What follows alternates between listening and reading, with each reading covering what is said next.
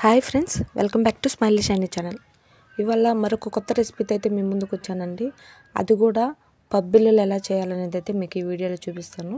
First అయితే ఒక 2 కేజీలు అయితే బియ్యము బాగా నానబెట్టేసుకోవాలండి. దీనికి కూడా సేమ్ అండి, మనకు ఒక 10 అవర్స్ అన్న బియ్యం నానాల్సిందే. ఎందుకంటే బియ్యం ఎంత నానితే మనకు పబ్బిళ్ళలు అనేది అంత టేస్ట్గా, అంత క్రిస్పీగా కూడా ఉంటాయండి. సో బియ్యం నానబెట్టేసుకున్న తర్వాత అవి ఆడించుకుని వచ్చేసుకుని పిండి అయితే ఇలా వెడల్పాటి దబర్లో అయితే వేసేసుకోవాలి.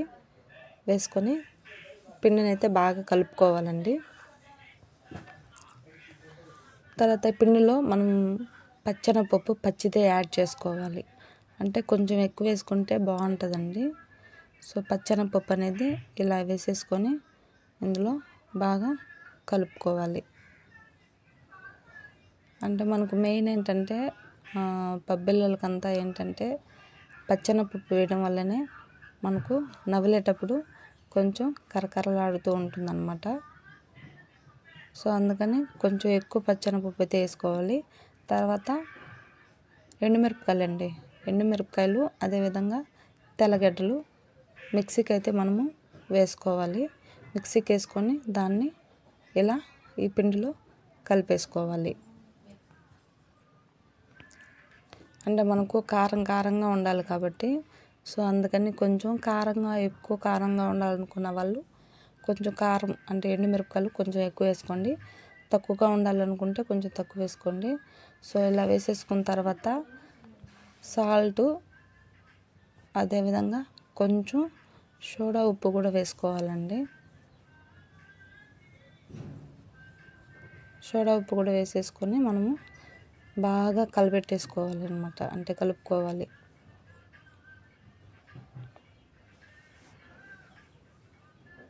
పిండి బాగా కలుపుకోవాలండి.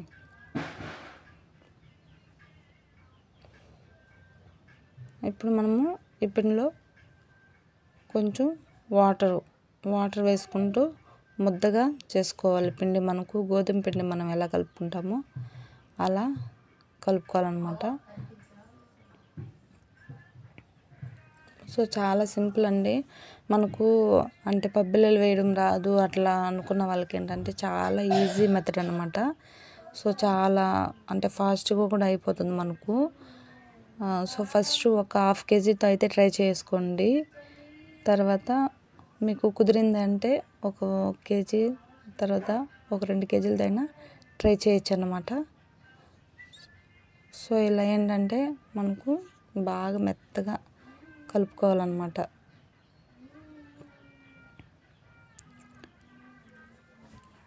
మనకు ఉప్పు దాంతోపాటు కొంచెం కరివేపాకు కూడా వేసుకోవాలి. మనం ఇప్పుడే చూసుకోవాలన్నమాట. ఉప్పు అంతా కొంచెం లైట్గా వేసుకున్నా పర్లేదండి, ఎందుకంటే మరి ఉప్పుగా ఉన్నా కూడా తినలేరన్నమాట. సో అందుకని మీడియంగా చూసి వేసుకోవాలి. సో చూడండి, పిండి ఇలా కలపంగానే ఎంత అయిపోయిందో, చాలా తక్కువగా అనిపిస్తుంది కదా.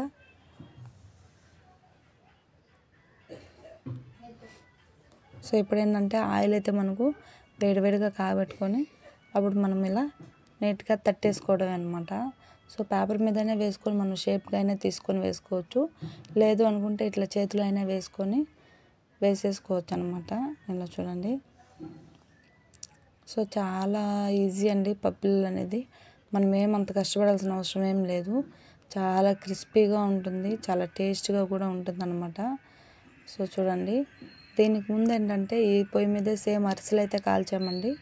ఇప్పుడు ఏంటంటే పబ్బిళ్ళలు కూడా కాలుస్తున్నాం అనమాట. అందుకని అలా ఉందన్నమాట. సో చాలా టేస్టీగా అయితే ఉంటాయి.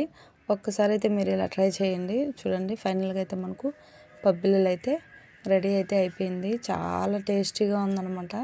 కొంచెం కారం కూడా ఎక్కువగా ఉంది, స్పైసీగా కూడా ఉంది. నవ్వులుతుంటే చాలా టేస్ట్గా ఉన్నాయండి. మీరు కూడా ఖచ్చితంగా ఒకసారి అయితే ట్రై చేయండి. సో నా వీడియో చూసే వాళ్ళైతే నా ఛానల్ అయితే సబ్స్క్రైబ్ అయితే చేసుకోండి. అదేవిధంగా వీడియో కూడా ఫుల్గా అయితే చూడండి, లైక్ చేయండి, షేర్ చేయండి, సబ్స్క్రైబ్ అయితే చేసుకోండి. అదేవిధంగా ఏదైనా ఉంటే నాకైతే కామెంట్ అయితే చేయండి. సో కొత్త వీడియోలతో అయితే ముందుకు వస్తాను మళ్ళీ. చాలా బాగా కుదిరాయండి మాకైతే చెక్కలు. కొంతమంది వీటిని ఉప్పు చెక్కలు అంటారు, పబ్బిళ్ళలు అంటారు, రకరకాలుగా అయితే పిలుస్తారనమాట. సో అన్నీ ఒకటే, కాకపోతే మనం పెట్టుకునే పేర్లే అనమాట. So thanks for watching.